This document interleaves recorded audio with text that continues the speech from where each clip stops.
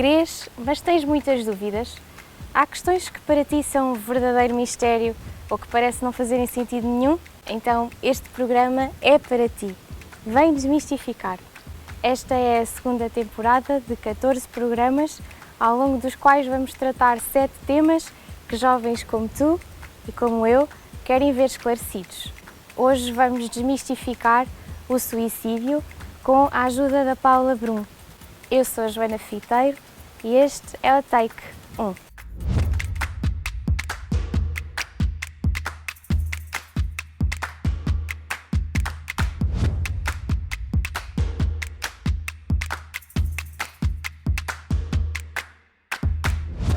Eu sou a Joana Fiteiro e é aqui ao pé da Capelinha de Nossa Senhora do Monte, em Leiria, rodeados de uma paisagem belíssima, que vou estar à conversa com a Paula Brum para desmistificarmos o tema do suicídio. Bom dia, Paula. Olá, bom dia, Joana. Eu sou a Paula Brum, sou médica psiquiatra e já com longos anos de carreira e trabalhei, entre várias outras coisas, com jovens, sobretudo numa população jovem, com questões relacionadas com o suicídio. E muito obrigada pelo convite de estar aqui. Obrigada. Vamos a isto. Vamos a isto. Portanto, precisamos muito da sua ajuda para percebermos melhor o que é que está por detrás do suicídio, porque não se fala deste tema hoje em dia, é tabu na nossa sociedade, então é urgente desmistificarmos muitas ideias que andam por aqui. Então, uma delas é que o suicídio é um ato egoísta, podemos dizer isso, por a pessoa terminar com a sua dor, mas depois não pensa no sofrimento que causa aos que ficam. Olha, eu diria que há duas coisas sempre que se fala muito à volta do suicídio, que é o ser egoísta e a coragem. Ter a coragem de, como é que aquele fulano teve a coragem de. E isto é uma não notícia, ou seja, o suicídio é, e a palavra que me vem de imediato, é um ato de desespero, no sentido de não encontrar outra alternativa para a situação que se está a viver naquele momento e, portanto, não é um ato de coragem, ainda que, sim, atentar contra a própria vida exige, pelo menos, a coragem de o fazer. Mas não é um ato de coragem, é um ato de desespero, é um ajudem-me. O egoísmo remete-nos para as pessoas que estão à volta. As pessoas, quando pensam em suicídio, será que pensam na irmã, no pai, na mãe, na prima? Não pensam. Estão centradas nelas e a viver um momento de não esperança. E isto aparece em variedíssimos cenários, em diferentes maneiras, mas aquilo a palavra que suicídio, a primeira que me vem ao pensamento é o desespero, a não esperança, é sobretudo isso. Não é um ato de coragem, eu fiz isto nas tentativas, não é? Também não é um ato egoísta, é um ato de imensa solidão e sofrimento. Portanto, a ideia que por vezes existe de que para se tirar a vida é preciso coragem para o fazer, quem está a pensar isso não está a perceber-se da dor, do sofrimento, do desespero que a outra pessoa teve? Está-me a fazer uma pergunta curiosa, porque muitas vezes nas consultas eu ouvia as pessoas dizerem: eu pensei nisso, mas não tive coragem. Isto significa que a pessoa tinha ideias permanentes sobre a morte, mas não tinha a intenção do suicídio. A intenção de suicídio, aquilo que nós chamamos a ideação mesmo, eu vou fazer, não se acompanha de nem coragem nem não coragem. Portanto, não é uma fraqueza, palavra... Não é fraqueza. Não é. As pessoas dizem muitas vezes: eu pensei muito nisso, mas eu não tenho coragem. Eu nem tenho coragem. Aí estamos perante pessoas em sofrimento, sim, mas que não estão verdadeiramente a pensar em acabar com a sua vida. Podem estar a pensar recorrentemente sobre qualquer coisa do estilo: se eu morresse, acabava-se tudo. Mas isto são coisas completamente diferentes. O pensar que, pronto, se eu morresse, olha, paciência, acabou, já não havia mais problema, não é aquilo que nós chamamos de intenção suicida. Aí a pessoa fica como que estreita ao seu campo de consciência e só pensa naquilo. Portanto, a coragem, o egoísmo, transformemos em desespero, em falta de esperança, falta de sentido. E assim sendo, nesse estado de desespero extremo, há consciência quando se comete o suicídio? É plenamente consciente quando se faz? Olha, numas situações sim, noutras não. Isto, cada pessoa, cada caso é um caso. E depois há um espectro, digamos assim, entre a ideia portanto, a ideação e a concretização e, portanto, o consumar do suicídio. E aquilo que felizmente é são a maior parte das situações, as pessoas ruminam, mastigam muito o assunto e fazem uma tentativa. Eu diria que a maior parte das vezes as pessoas querem acabar, não é com a sua vida, é com aquele sofrimento. Noutras situações, não. É muito claramente, eu vou acabar comigo desta maneira. E, portanto, aí há claramente uma decisão tomada. Digamos assim. É um propósito. Mas, felizmente, na maior parte das situações, o que nós encontramos são pessoas que aparentemente pensam que não tem saída, que não tem alternativa. O que nos dá uma vantagem é que podemos agir e intervir, não é?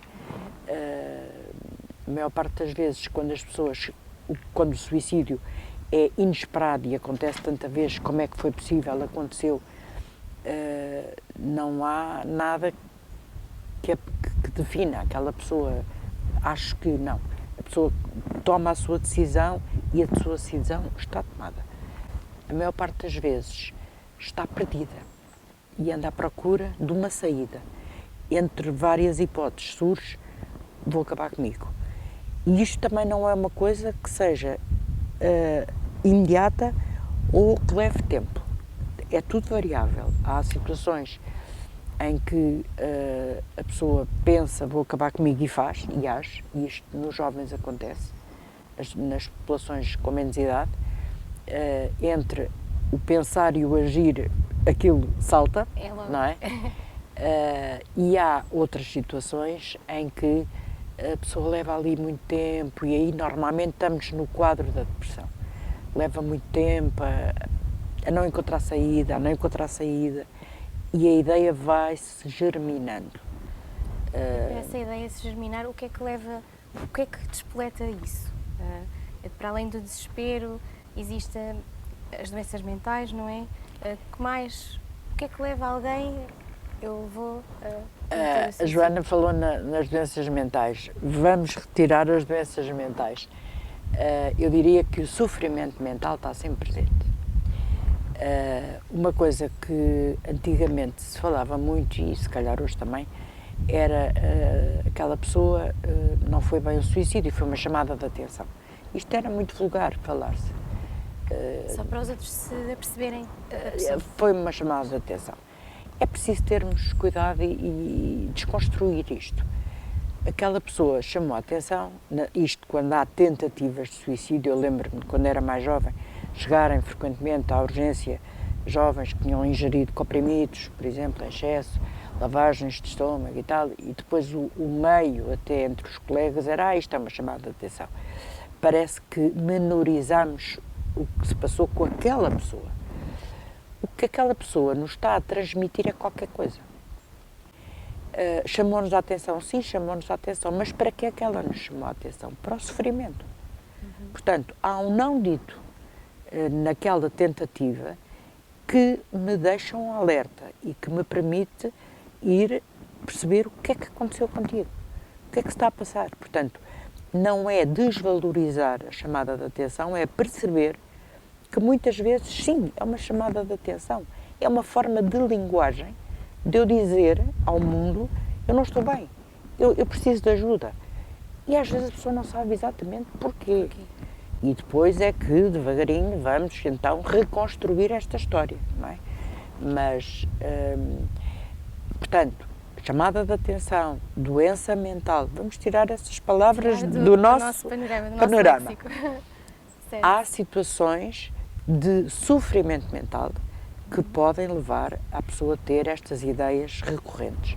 Estou a pensar em tudo aquilo que são as depressões. E nos tempos que correm, há muito, e viu-se, estamos numa saída de uma pandemia, no que foi o agravar da saúde mental na população jovem. Era isso que eu também queria colocar aqui, porque nós, devido ao isolamento social todo em que estivemos inseridos durante a pandemia e com a dependência nas redes sociais, exatamente, não há a interação cara a cara, é tudo ecrã em ecrã, não estamos atentos uns aos outros, vivemos num mundo muito acelerado, então tudo isso também pode despoltar que haja mais o levar a... Eu acho que a pandemia vai-nos mostrar uma coisa muito importante, é que as redes sociais foram fantásticas, permitiram-nos interagir com milhares de coisas, ir às aulas, estar com os amigos, e deixaram-nos numa profunda solidão. Ou seja, há que retirar das redes sociais o que elas têm de bom, mas a pandemia veio-nos demonstrar que ficámos isolados e com necessidade de interagir fisicamente, estarmos juntos e irmos juntos e ter programas juntos, não é virtuais, é reais. Não é? Portanto, houve um agravamento, por exemplo, da saúde mental, que está a ser estudado por toda a Europa. Portanto, o isolamento físico não é saudável. Porque são as redes sociais que não são saudáveis. Não, há que haver um equilíbrio. As redes sociais permitiram-nos sobreviver na pandemia e conseguimos muita coisa, mas de repente passou a pandemia e as pessoas tinham necessidade de estar juntas, de interagir fisicamente, de se rirem umas com as outras, não para um ecrã. Exato. Não é? E, portanto, isto também foi um fator que trouxe um agravamento da saúde mental. Ou seja, houve mais quadros depressivos, houve dependências que se criaram, porque as pessoas se sentiam isoladas. E, portanto, é assim um bocadinho a prova provada do que é bom nas redes sociais, mas, como em tudo, tem que haver uma conta, um peso e uma medida. Exatamente. Porque em 2 anos, nós, ainda bem que havia redes, porque não ficámos cada um a olhar para os telhados das suas casas. Que também seria pior para a nossa saúde mental. Mas, pelos vistos, não é a solução, porque as pessoas sentiam necessidade de ouvir o outro de outra maneira, que não ali num ecrã estático, não é? Sim. E, portanto, nada sobrepõe ao convívio salutar. Não é? É isso mesmo. E isso agravou-se, portanto, é assim uma evidência de tudo isso. Eu ia dizer qualquer coisa que tinha a ver com uma questão que levantou sobre patologia. Hoje em dia, eu acho que cada vez mais vamos tendo a noção de que a saúde mental é uma área como qualquer outra área da nossa saúde e vamos tentando todos tirar esta carga brutal da patologia mental. Há uma carga muito negra só de se falar, não é? Exatamente. E há que transformar isto numa linguagem corrente. A grande parte das situações em que as pessoas precisam de ajuda especializada não são coisas do outro mundo. São coisas que nos tornam, entre aspas, normais, no sentido de andamos na rua, não somos tontinhos, nada disso. E aqui, percebe, exatamente, aqui inscrevem-se os quadros depressivos, que muitas vezes nós percebemos e outras vezes não. Estou a pensar que o que é que nós que estamos a conviver uns com os outros, como é que eu percebo, se é que eu posso perceber o que é que se passa. É evidente que temos amigos e, portanto, convivemos e percebemos que aquela pessoa está diferente, está mais isolada, convive menos, está mais acabrunhada e, portanto, isso deixa-nos pistas. Pois, eu também queria precisamente saber isso, que sinais devemos estar alerta, não é? Para que depois não surja aquele sentimento de culpa. Será que eu podia ter feito algo de diferente? Se eu tivesse feito aquele telefonema que andei sempre a adiar? Exatamente. Podia ter estado mais atento. O que é que nós podemos estar, na verdade, atentos? A que sinais, não é? Exatamente. Em relação aos outros e a nós próprios. Olha, também. Eu acho que está a pôr uma questão muito importante, e que é os sinais. Os sinais passa muito por estar atento ao outro, não é? E o outro é a pessoa com quem eu estou, ou porque é amiga, ou porque está na mesma escola que eu, ou no trabalho, ou até na família. E muitas vezes nós estamos pouco atentos a nós e, portanto, também estamos pouco atentos aos outros. E os outros vão deixando assim um rastro, umas pistas, muito subtis, muito subtis. As pessoas tentam sempre disfarçar o mais que conseguem o seu sofrimento psíquico. Ao contrário vergonha, do físico. Por vergonha. Por vergonha, porque é uma coisa que os torna aparentemente menores. As pessoas face ao sofrimento físico, pronto, aquilo é uma coisa que se vê e, portanto, quase ganha pontos, não é? Quer dizer, eu fui operada a isto, mas tu foste àquilo. Portanto, olha, a dor que eu é uma espécie de medalha, não é? Aqui a dor não se fala, aqui, não é? esta dor é uma dor que envergonha, porque nos remete para o nosso lado frágil. Enquanto que aquilo que é físico, pronto, é uma coisa que aparentemente nos acontece de fora para dentro, não é? Eu caí, parti uma perna, foi de fora para dentro, tenho um problema no rim, é de fora para dentro, mas a patologia psíquica é de dentro para fora, portanto, expõe mais a nossa fragilidade, que é uma coisa que nós não gostamos de demonstrar e que a sociedade, de uma forma geral, também não está muito disponível para acolher. Quer dizer, os seres frágeis não são competitivos, não fizeram uma série de coisas que são muito valorizadas. Mas dentro de cada um de nós há um ser frágil e, portanto, esta tentativa de esconder é imensa. Mas vão saindo pistas. E estou a pensar em, não me apetece sair hoje, não vou, à última da hora tenho uma coisa combinada e desmarco, e faço isto 2 vezes, e depois era para ir tomar café, mas afinal arranjo uma desculpa que o outro não vai perceber, mas pela 3ª vez digo que não. Evitar expor-se. Evito expor-me, retrai-me, porque tudo o que é depressivo vira-me para dentro, não me deixa sair de mim. Fico prisioneira, não é? E, portanto, começamos a ver colegas que, não sei o que é que se passa, mas ele não vem, já disse 2 vezes, já disse 3, olha, não digo mais nenhuma. Pois, e tantas vezes criticamos. Exatamente. Em vez de estou farto de dizer, não digo mais nenhuma. E às vezes podíamos perguntar porquê é que não vens? O que é que se está a passar? Cá 3 vezes que não vens. Porque lá está, a recusa na interação social muitas vezes é um sinal. Nas pessoas que estão a estudar dá para perceber, os estudantes, por exemplo, começam os rendimentos a baixar, a pessoa começa em esforço, a vida começa com dificuldade em se concentrar e começa a vida a pesar-lhe. E a gente nota isso até fisicamente, porque o corpo fala. E, portanto, a própria postura é de quem tem um peso, de quem tem um fardo, de quem aquilo não está a fluir, não é? Sim. Isto são pequenos sinais muito subtis a que temos que estar atentos, porque, como eu dizia, todos tentamos, eu não vou separar uns e outros, todos nós tentamos esconder as nossas fragilidades psicológicas. As físicas, não, mas as psíquicas, sim. A Joana tocou aí numa questão muito importante, que é o que é que eu podia ter feito. E remete-nos de imediato para uma questão que essa sim é muito complicada, que é a questão da culpabilidade de quem está à volta. Felizmente, a maior parte das situações de tentativas de suicídio são tentativas, ou seja, a pessoa não morre. e, portanto, não houve o desfecho fatal. Outras vezes não, acontece mesmo. E as famílias e os amigos e todo o grupo envolvente é confrontado com aquela brutalidade. Mesmo nas tentativas, portanto, a pessoa tentou e a coisa não se deu e, portanto, foi só, entre aspas, uma tentativa de suicídio.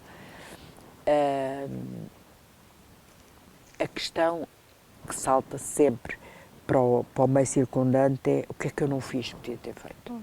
O que é que eu podia ter percebido e não percebi? O que é que, agora imagine, quando a tentativa deixa de ser tentativa e é mesmo suicídio.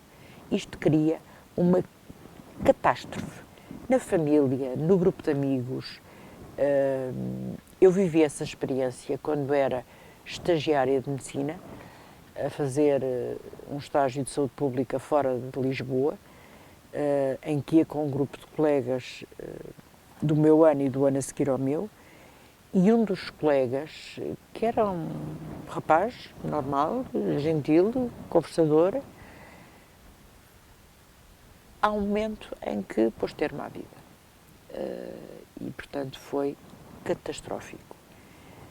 Nós não percebemos, nenhum de nós suspeitou sequer o que é que se passaria, e estas são as situações mais dramáticas. Pois. E na maior parte das vezes nós não temos sinais. As situações mais dramáticas em que de facto o suicídio acontece, a pessoa não deixou pistas, não deixou sinais e, portanto, aquilo aconteceu num terreno limpo, digamos assim. Foi tudo tão vivido cá dentro que de facto não houve sinais. E isto gera, para além da dor, gera um quadro de culpabilidade. O que é que eu não fiz? O que é que eu... Tudo isto. Uma dor a dobrar, não é? A dobrar. Essas pessoas precisam de ajuda a seguir, como é evidente, para desmultiplicar a questão da culpabilidade, não é? Porque nestas coisas, nestas situações limite, e felizmente são as limite, normalmente não há nenhum sinal. Sim. E a pessoa é apanhada completamente desprevenida. Paula, e sobre não haver nenhum sinal? Portanto, pode ser também, de certa forma, impulsivo, não sei? Pode. E a minha questão é, nós estamos hoje a falar aqui do suicídio de forma aberta, precisamente para não haver estigmatização, para que não haja vergonha, quem precisar de falar, pode sempre falar. Sim. Mas será que em determinadas situações falar-se sobre o suicídio ou a publicação Sim. de notícias na comunicação Olha, isso social é muito tem importante. o efeito oposto? Como é que se balança isto? Isto o que é dizer, muito o que não importante. dizer? Uma das coisas que não se deve fazer, e quem trabalha nesta área sabe disso e está sempre a chamar a atenção, não deve ser notícia. Pessoa A, B ou C, e já aconteceram, figuras públicas que cometeram suicídio, não devem ser notícia, porque a notícia tem uma característica, é quase como infetante, ou seja, há várias pessoas que estão no silêncio das suas vidas e que aquela notícia despoleta a decisão. É a tal de coragem. Pronto. Para o fazer. Despoleta a decisão. E, portanto, as situações em que houve suicídio não devem ser publicitadas. E isso é uma coisa que, hoje em dia, a comunicação social está muito atenta a isso e, portanto, não é notícia e não deve ser notícia.